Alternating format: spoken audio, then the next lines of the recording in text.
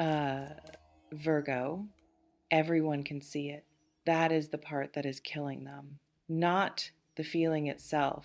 People survive feelings. People carry enormous, inconvenient, completely life disrupting feelings every single day and manage to function and maintain appearances and move through their ordinary lives without the interior of those lives becoming visible to the people around them.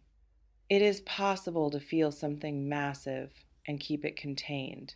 People do it constantly.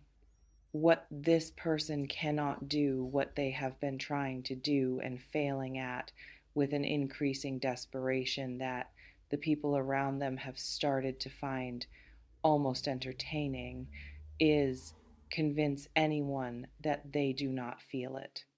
The feeling is written on them in the specific, involuntary, completely beyond their control way that genuine love writes itself on people who are not practiced in hiding it. Not in their words. They have gotten reasonably good at the words. They have their lines, their casual dismissals, their practiced shrugs when your name comes up. Their very convincing verbal performance of someone who has moved through whatever this was and arrived somewhere sensible on the other side of it. But the words are not the problem. The body is the problem. The face is the problem. The specific microsecond, completely unmanaged reaction that happens in them before the words have a chance to arrive is the problem. And the people around them have been watching that reaction with a combination of affection and barely suppressed amusement for longer than this person realizes. Stay with me, Virgo. Because what I received today arrived not as an impression, but as a scene, a very specific, very human, almost painfully relatable scene of someone trying very hard to prove something that their entire being is actively disproving in real time. You are going to feel this one. Let me take you into the moments, the specific ones, the ones that have been accumulating as evidence in the minds of the people around this person while this person believes with genuine conviction that they are pulling off the performance of their life. The first moment happens when your name enters a conversation. It can come from anywhere. A mutual connection mentioning you in passing, a situation that references you tangentially, a story that has nothing to do with you but contains a detail that brings you in sideways. And in the half second before this person composes their response, before they arrange their face into the appropriate expression of mild indifference and reach for their prepared lines, something happens. The eyes do something, a flash, a brightening, an almost imperceptible but completely unmistakable lighting up that occurs before the management kicks in. It lasts less than a second. In a room full of inattentive people, it would pass unnoticed. But the people in this person's life are not inattentive. They have been watching this particular tell for a while now, and they clock it every time with the quiet, private satisfaction of people who know something the subject of their observation does not know they know. After the flash comes the performance. And the performance, precisely because it follows something so unperformable, never quite lands the way it is supposed to. The second moment happens when someone asks directly, and someone always asks eventually, because the people around this person are human, and humans who observe an interesting situation long enough eventually stop observing in silence and start poking at it. sometimes gently, sometimes with the specific gleeful prodding of someone who already knows the answer and simply wants the entertainment of watching the denial. So someone asks, um, in whatever form the question takes in the particular context of this person's life.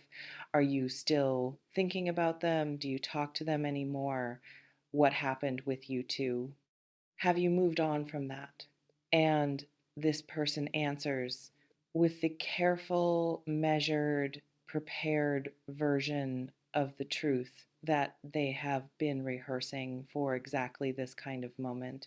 The version that is technically defensible and emotionally distant and designed to close the conversation before it goes somewhere they cannot manage, they deliver it with what they believe is total conviction.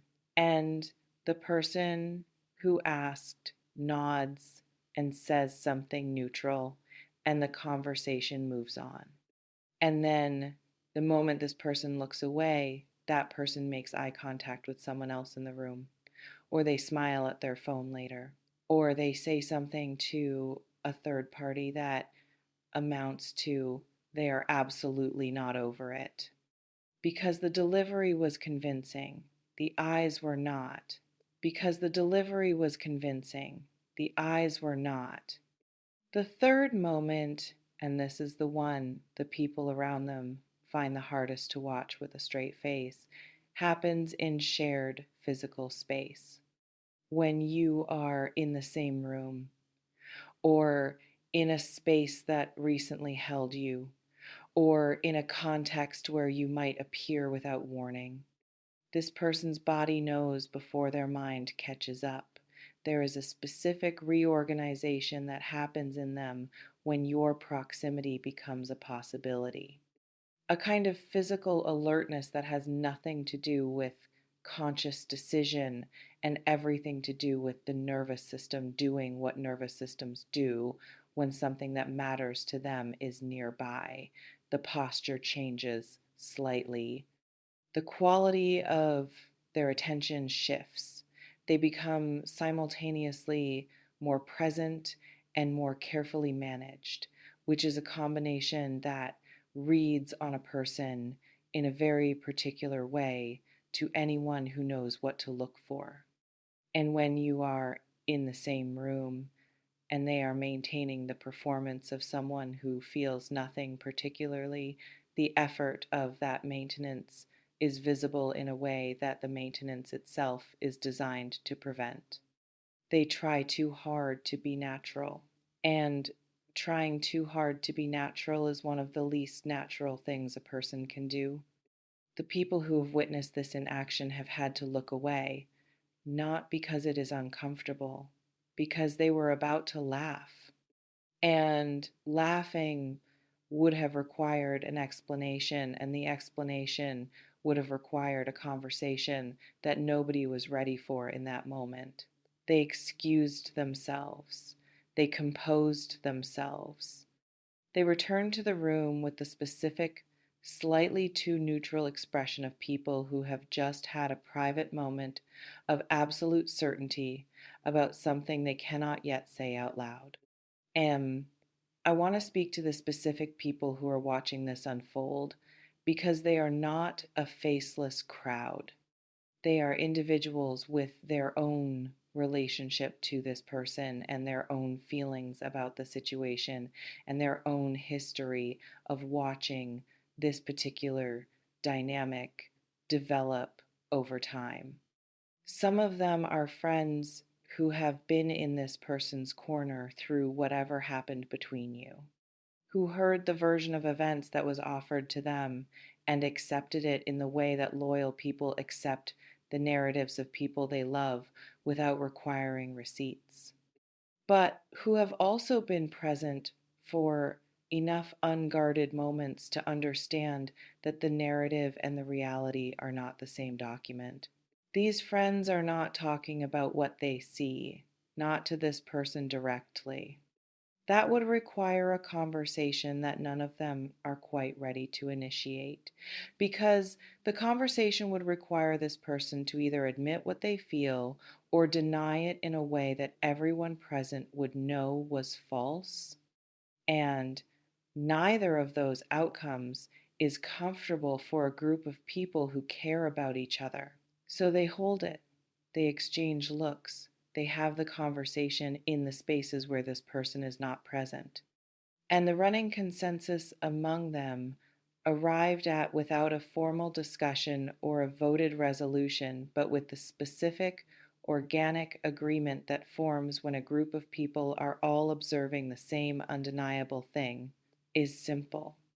They are in love with you, still, completely, in the specific, stubborn, refuses to be outgrown way that real love tends to persist, regardless of the narrative constructed around it. And some of the people watching are newer, less invested in the history, more willing to call what they see by its name without the social complexity of loyalty to this person's version of events getting in the way. These people see it most clearly because they do not have the history. They do not have the context of whatever was said or whatever happened or whatever story was told to frame the situation in the way this person needed it framed. They simply have the present, the current, observable, completely unambiguous present of someone whose face does something specific when a particular name comes up, and whose body orients differently in certain directions, and whose entire energy shifts in a way that is distinct from every other shift they produce in any other context. These newer observers are less diplomatic about what they see. They have said things casually, directly, in the way of people who have not yet learned to soften observations that the people who have been around longer have learned to deliver with more care. Things like, you still have feelings for them, don't you? Or the way you talk about them is not how people talk about someone they are over. Or simply, without framing or preamble, you love them. And this person's response to those observations is the most revealing thing of all, because they do not get annoyed, not genuinely, they get flustered. And flustered is a completely different register from annoyed. Annoyed is what happens when someone says something false. Flustered is what happens when someone says something true before you are ready for it to be said. Every person who has said it has watched them get flustered, and every one of them walked away certain. Every one of them walked away certain. There is one more thing I want to name before we move forward. Something that sits underneath the observable behavior and underneath the social dynamic and underneath everything that other people can see from the outside. This person knows that people can see it on some level, in some part of themselves that they have not fully acknowledged, even internally. They know the performance is not working. They have caught the looks. They have noticed the slightly too careful responses from people who are working to keep straight faces. They have felt the specific quality of a room that is holding a shared understanding that they are not supposed to know about. They know. And the knowledge that everyone sees it while they continue maintaining the performance of not seeing is its own kind of admission, because you only work that hard to prove something that feels true. You only sustain that much effort against an observation that is landing because it is accurate. The performance has become, paradoxically, the most visible confirmation of the thing it was designed to conceal. Every denial is written in the same ink as the love it is trying to cover, and everyone is reading both. Does this feel like something you have been sensing in fragments, Virgo? Little pieces of information reaching you through different channels that have not yet assembled themselves into the full picture? Have you caught a look, received a comment, felt something in the way a mutual connection speaks about this person that made you wonder for a moment before you talked yourself out of wondering? Let me know in the comments. I want to know what pieces you have already been holding because I feel you have more of them than you realize. I want to speak now to this person themselves, not to the version of them that exists in the performance, to the version that exists in the unguarded moments when no one is asking any questions and no narrative needs to be maintained, and the face can do whatever it is going to do without anyone watching to clock it. In those moments, they do not perform. In those moments, which tend to happen in the quietest parts of the day, early morning or late at night, or in the middle of some ordinary task that does not require enough mental presence to crowd out everything else, they simply feel it without management, without the practiced lines, without the shrug or the casual dismissal or any of the apparatus they have constructed to keep the reality of what they carry from becoming visible. And what they feel in those quiet, unmanaged, completely honest moments is something they have not found a way to shrink. They have tried. I want you to understand that. This is not someone who surrendered to what they feel without a fight. They put real effort into the project of not feeling this way.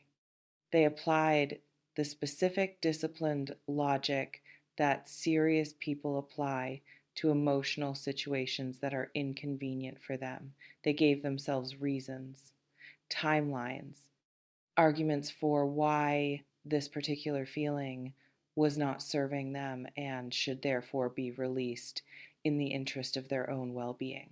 None of it worked because what they feel about you is not a decision, it never was. And things that are not decisions cannot be undecided, they can only be carried or admitted. This person is still carrying, getting closer to admitting. Inhale. Let me speak to something that I feel is important to name clearly in the context of everything this reading has revealed. There is something almost tender about watching someone fail to hide love. I know that is not the first word that comes to mind when you are the person on the other side of it. When you are the one who has been trying to read a situation that keeps giving you contradictory information, when the silence and the distance and the carefully maintained performance have cost you something in the form of uncertainty and doubt and the specific loneliness of not knowing where you actually stand. But underneath all of that, underneath the frustration of it and the confusion of it and whatever hurt has accumulated in the gap between what you feel and what you have been receiving, what is actually happening is this: someone is failing spectacularly and visibly and in front of an entire audience of people who care about them to stop loving you. That is not nothing. That is not a small thing dressed up as a large one. That is one of the more significant things that can be true about another person's relationship to you. That their love for you has outlasted every argument they have made against it. That it has survived the narrative and the distance and the performance and the deliberate application of everything in their emotional toolkit to the project of overcoming it. And it is still there, written all over them, for everyone to see. Let me speak to what this means practically, because a reading that leaves you only with the emotional truth without grounding it in something useful for your actual life is incomplete. The people around this person already know what is true. That consensus, the one that has been forming quietly among the observers, is going to continue expressing itself in ways that eventually make it impossible for this person to maintain the performance. Not because anyone plans to expose them, but because love this visible has a way of finding its own expression through the channels available to it, through what gets said in their presence, through the questions people stop asking and the ones they start, through the specific quality of the space that opens up around them when a particular subject comes near. That space is going to keep opening. And at some point, standing in enough open space, looking at enough people who know and are not pretending not to know, this person is going to stop pretending too. Not because they finally decided to be brave, but because the performance became more exhausting than the truth. When that moment comes, and I feel it building with the specific, slow, inevitable momentum of something that has already passed the point of being preventable, what arrives to you is not going to be polished or perfectly timed or delivered in the way they imagined, delivering it in their most optimistic projections. It is going to be real, imperfectly, undeniably, cannot be mistaken for anything else real, the kind that has been practicing getting to you for long enough that when it finally arrives, you will know immediately that the wait was what it took to make it true. As I close this reading, I want to leave you with an image, not an abstract concept or an energetic principle, an actual image that I want you to carry with you. Picture a room full of people who all know the same secret, who have been watching the same thing and reaching the same conclusion and keeping that conclusion in a kind of collective, unspoken agreement that the right moment for it to become spoken has not yet arrived. You are the secret they all know. You are what is written all over the person they love. You are what the eyes do before the words arrive. You are what causes the flustered response when someone new to the situation says the obvious thing out loud. You are the name that does something to a face before the face has a chance to decide what to do about it. You are carried in that room, in that person, in every unguarded moment and every failed performance and every look exchanged between people who have been watching long enough to know what they are seeing. You are loved, openly, visibly, impossibly to hide, loved by someone who is failing beautifully and completely to prove otherwise. Leave me a comment below. Tell me what you have seen. Tell me which moment I described felt most familiar, which detail landed in your chest with the specific weight of recognition. Tell me how long you have been watching this person fail at this particular performance. Every single word you write, I read. Every story matters. Until next time, Virgo, they cannot prove they are not in love with you because the proof is everywhere, written on every part of them that does not lie.